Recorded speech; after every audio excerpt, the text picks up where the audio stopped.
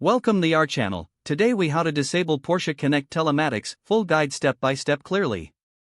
To disable Porsche Connect Telematics, begin by accessing your vehicle's infotainment system. Turn on the ignition and wait for the system to boot up fully. Locate the main menu on the display screen. Navigate to the settings icon. Select the vehicle settings option. Look for the Porsche Connect menu within the vehicle settings. Tap on Porsche Connect Services to enter the service options.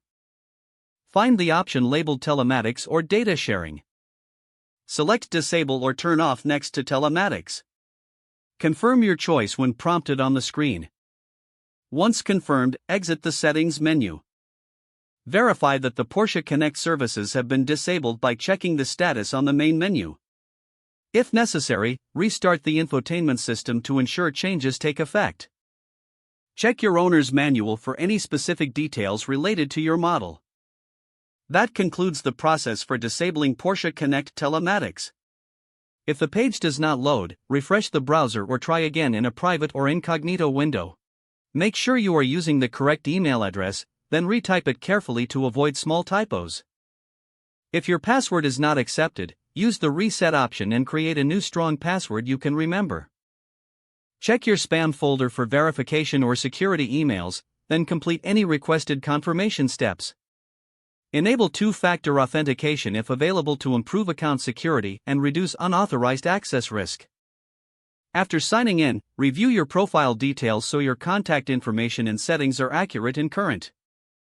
If you see an error message, note it down and try again after restarting your device and internet connection. Log out when you finish, especially on shared devices, to keep your account and payment information secure. If the page does not load, refresh the browser or try again in a private or incognito window. Make sure you are using the correct email address, then retype it carefully to avoid small typos. If your password is not accepted, use the reset option and create a new strong password you can remember.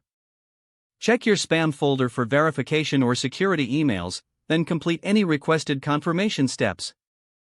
Enable two-factor authentication if available to improve account security and reduce unauthorized access risk. Don't forget to like this video and subscribe to our channel for more step-by-step tech guides.